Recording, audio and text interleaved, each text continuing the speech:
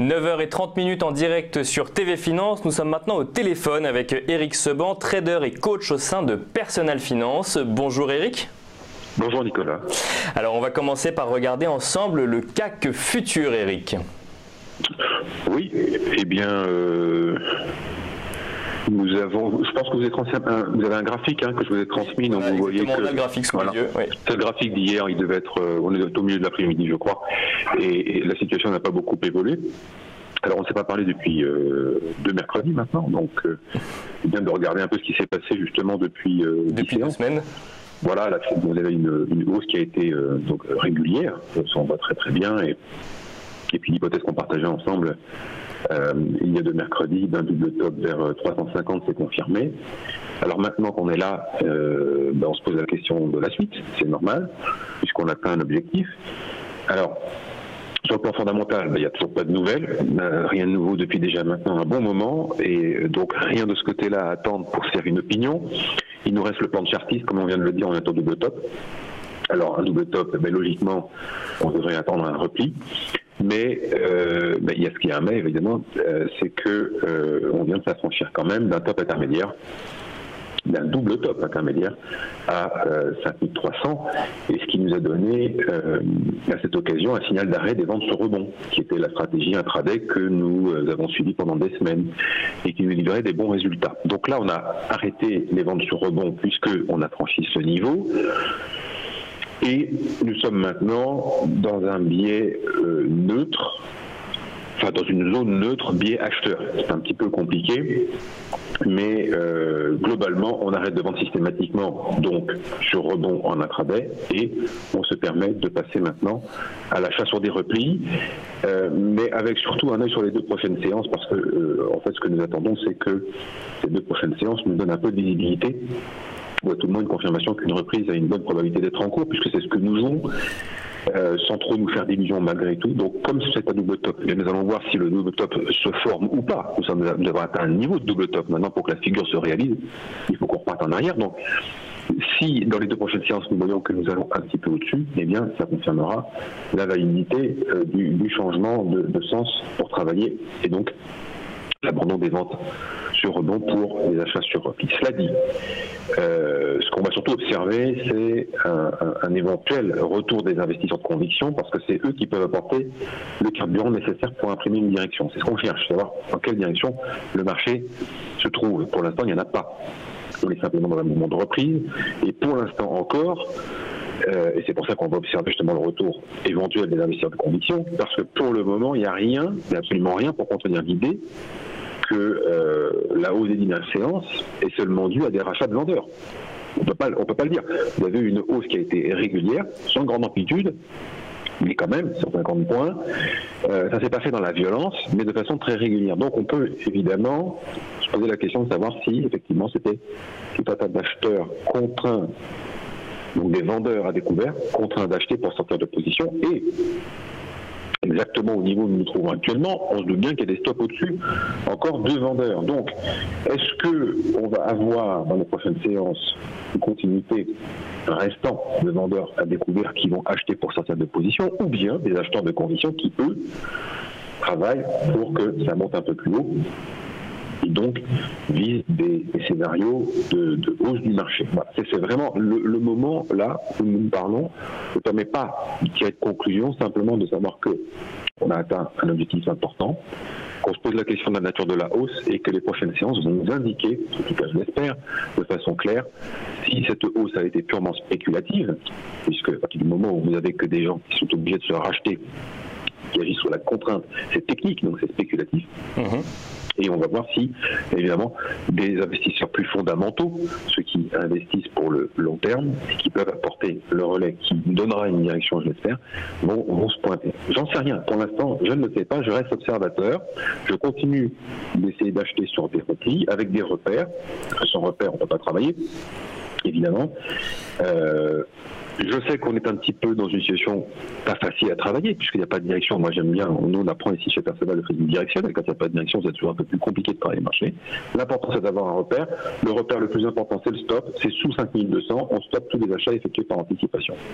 Je précise, achats effectués par anticipation en intraday, ça veut dire donc sans un signal technique, qui permet d'avoir un stop plus proche, évidemment. Pourquoi on va privilégier l'achat par anticipation? Ça, on n'a pas tellement le choix, parce qu'en fait, le comportement du marché ne permet pas d'exploiter des signaux techniques avec des bonnes probabilités de réussite. On n'a pas, si vous voulez, les bonnes conditions pour intervenir. Il n'y a pas l'amplitude, il n'y a pas la vitesse pour que les signaux techniques soient efficaces. Donc, il faut... Donc, si je comprends bien, en fait, Eric, pas un repli qui fait...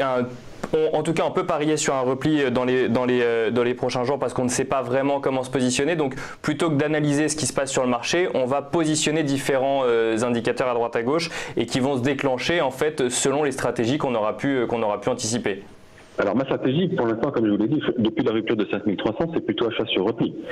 Moi j'ai un stop, c'est sous 5200 pour tous les achats que je vais faire par anticipation, donc sur des niveaux de prix. Si j'entre sur un niveau de chartiste, il faut que je sorte sur un niveau de chartiste. Et si le marché prend un peu d'amplitude ou un peu de vitesse, je vais pouvoir privilégier des signaux techniques, notamment l'après-midi. Mais pour le moment, je vais attendre surtout comme indicateur la rupture éventuelle des niveaux actuels et surtout de comprendre qui intervient sur le marché, d'essayer de comprendre qui intervient sur les marchés, pour me faire une indication plus précise pour les prochains jours. Je travaille qu'un sens, on est bien d'accord. J'achète sur repli.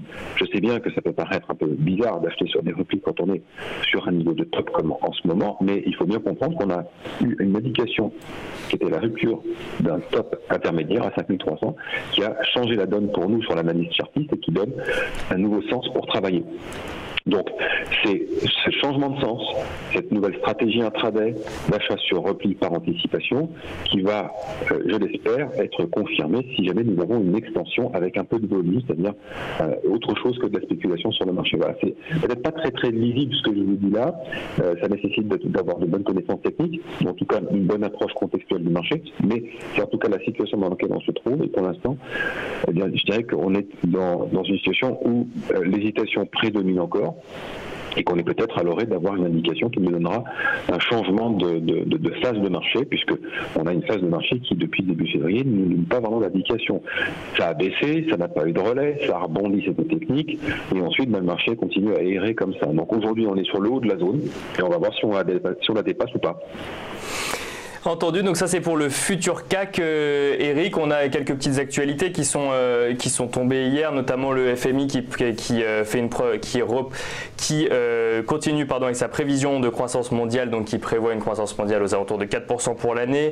De nouveaux rebondissements dans la guerre commerciale, ou en tout cas le risque de guerre commerciale entre les États-Unis et la Chine, avec cette fois-ci le Royaume-Uni qui s'associe aux États-Unis pour interdire l'export de matériel technologique à destination de l'opérateur télécom ZTE. Donc si je comprends bien, tout ça en fait n'influe pas directement sur le marché. On reste dans une phase d'hésitation avec donc cette stratégie d'achat sur repli dont vous nous parliez. On va regarder maintenant, Eric Seban, l'euro-dollar. Qu'est-ce qui se passe de ce côté-là ?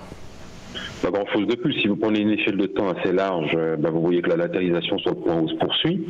Elle a commencé, on va dire qu'elle a commencé fin janvier. Et pour l'instant, on n'a rien de mieux, puisque finalement, on n'a jamais réussi à partir au-dessus de 20,25. La dernière fois, quand on est approché, on est reparti en arrière. C'est quelque chose que j'ai déjà évoqué. C'était effectivement une indication intéressante. Moi, je vous avais indiqué les différentes hypothèses que j'émettais, à savoir un rebond en double appui sur la zone de 1,22, c'était 2 jours, je pense, avant qu'on se parle la dernière fois, et c'est ce qui s'est produit, puisque le marché a rebondi en direction, évidemment, du double top matérialisé par les pointillés sur le graphique autour de 1,2450, un double top temporaire. Évidemment, on peut avoir un triple top vers 1,25. Moi, j'attends, si vous voulez, pour l'instant, j'ai rien changé. C'est-à-dire que depuis un an, pratiquement, je suis à l'achat. Je continue parce que c'est ce qui me permet de gagner de l'argent avec une bonne probabilité de réussite sur chaque trade que je prends. C'est démontré depuis bien longtemps. Vous voyez, on suit ça depuis des semaines, voire des mois ensemble. C'est là qu'on a bien fonctionné. On a un stop qui est clair, qui est toujours le même. Hein. Il n'y a rien à changer. On n'a rien de nouveau sur le niveau de l'euro-dollar. On avait effectivement constaté il y a mercredi 2 semaines une faiblesse. On a émis l'hypothèse d'un rebond en double appui, ça s'est produit, donc l'euro il continue de rester ferme. Le stop c'est toujours sous à 21,60, on s'en est approché, on n'a jamais déclenché, on est reparti à la hausse, on a continué de gagner de l'argent sur les achats, et sous à 21,60, je passe vendeur. Donc, pour résumer, je continue exactement ce que je fais depuis un bon moment, parce que j'ai pas de nouvelles indications qui me donnent de matière à revoir le plan, la stratégie. Je continue de viser toujours à 25 en me disant que c'est la troisième fois qu'on y retourne, donc il pourrait avoir une accélération à ce moment-là. On accumule point haut, donc sur le plan de chartiste, tout se passe à peu près bien. Et puis, ma foi, si le marché en décide autrement et qu'on casse à 21,60, je passe vendeur. C'est hyper simple. Pour l'instant, je continue mon scénario sans me poser de questions.